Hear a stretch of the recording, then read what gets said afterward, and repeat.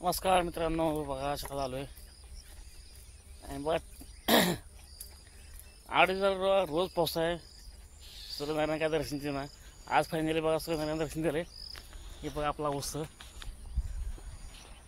आपला ऊस आहे बघा, खाल्ला मी धारला. सगळे बघा 8-15 दिवस रोज मी पाऊस बंदच नाही, कंटिन्यू पाऊस चालू आहे. सगळं पाणी सगळं चिखल झालं, गाडी येत नाही काय नाही बघा. आणि बघा आज मग 15 बघा, आज हे वाकडं सूर्यनारायण आत्ता तर दर्शन द्यायला आहे. आपण पण आलं ही भरपूर, पण त्यात मला सूर्यनारायण दिसलं आज. मग ते 8-10 दिवसातनं आज सूर्यनारायण बाहेर आलं बघा. हे आपला इथं असा उत्सव बघा साईडला. तर बघा मी तुम्हाला म्हणलं होतं की काय मान्सूनचा पाऊस नाही किंवा पावसाळ्याचा पाऊस नाही, हे अवकाळी हवामान किंवा मान्सूनपूर्व सरी द्या. आणि सऱ्या मी अशा आल्यात ना, मला सांगतो तर पाणी आता आमच्या तिथं हिमालयातला पूर आला आहे. आत्ता बातमी होती, ते 2 पुजारी अडकले, ते त्यातनं त्यांना वाचवले असं बातमी ऐकली. आता पाणी सगळं म्हणजे केलं तर बेड करमाचा वगैरे तर भरपूर म्हणजे ढगफूट झाली आहे. आणि स्मार्ट जिल्ह्यात प्रत्येक ठिकाणी पाऊस चालू आहे.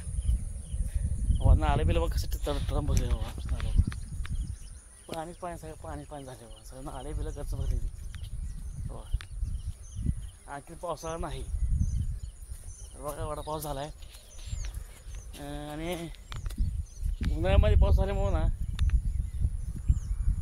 आणि आता आजचा विषय असा आहे की बाबा पाऊस झाला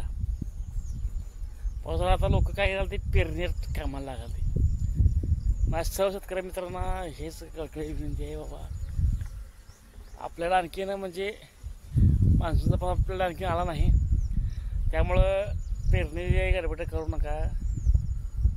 पण दुपारा पेरणीचं संकट उभं राहील. त्यामुळं लगेच पेरणी म्हणजे निर्णय घेऊ नका. हे अवकाळी आपण हे आपल्या जमिनीत उष्णता कमी करतं, हे बरोबर आहे. पण कसा विषय मत आहे, उद्या पाऊस लांबला, हे आपल्या अवकाळीकडून पाऊस आला आपल्याकडं, उद्या आता आपण पेरलाव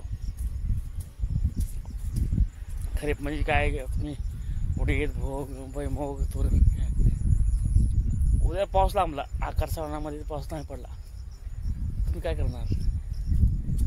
पाणी आपल्या फायदा शिल्लक पिकाला द्यायसाठी. त्यामुळं पेरणीसाठी गडबड करू नका. जमिनीचा म्हणजे योग्य ओलावा झाले जमिनीमध्ये तरच पेरा.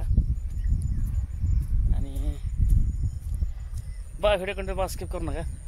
चालू बघा धारला, चालू आहे वरती. आणि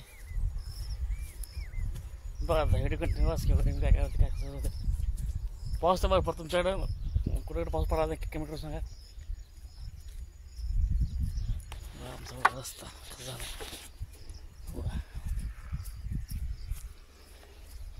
लय अवघड आहे शेतकऱ्याचं. रस्ता बघा आमचा आहे.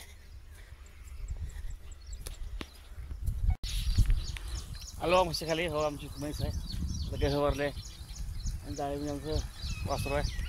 पहिल्या म्हशीला बाहेर बांधतो आणि गाई काढून घेतो. हे झालं बा आपली वैरण कशी करतो आपण. मला पावसाळ्या माणसाची काळी भांगर झाली ना पावसामुळे, पाणी पडलं होतं. आता पावसामुळे कशी झाले बघा, हिरले बघा तोंडा आले हवा. हिर आता 8 दिवसाखाली हिरलं पाणी नव्हतं, बघा पाऊस पडला हिरला बघा पाणी तोंडा आलं, पाणी हे झालं. मग खाली हिर मी बघितलं नाही, खाली हिर तर तसं भरले असेल. हिर वरची हिर आहे, बांधतो पहिला म्हैस बाहेर. धार झाल्या मस्त तिकडे बाहेर बांधली बाहेरचं कोपऱ्याला वाटा आपल्याशी, आणि शेंगा काढ सगळं बघा.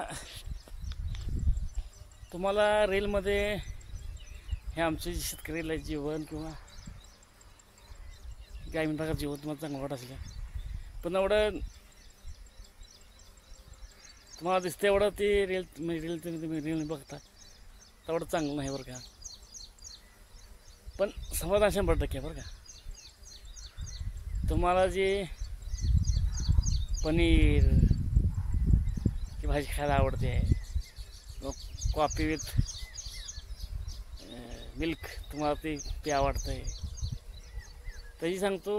तुम्हाला जी दूध देते, पनीर देते, दही देते, हे तुम्हाला सांगतो कसल्या पावसात चिखलात आम्ही जातो शेतकरी माणसं, त्यातलं दूध गोळा करतो, धारा काढतो आणि परत तुमच्याला आम्ही दूध पाठवतो.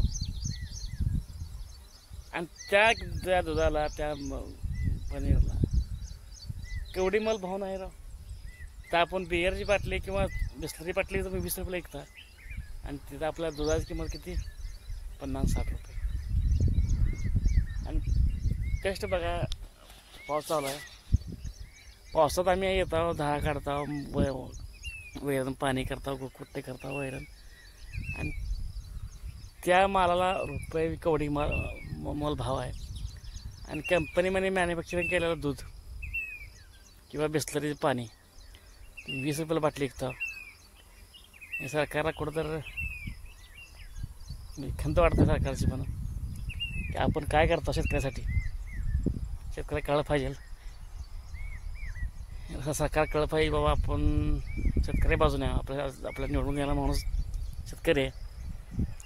चला बघा, काय बघा, आलो दुकानावर जाऊन आलो. चहा वाजता जाय मस्त चहा प्यायचा, चहा पिऊन जायचं झाला पार्क काय म्हणतो बघा. काय खायला हां माबळ वाजता आले बघा. माबळ आले, आज आहे वारा आज भरपूर. आपलं पश्चिम झेंडा बघा पडतील रे. चला बघा चहा झाला, गाडी किती वाटते बघा.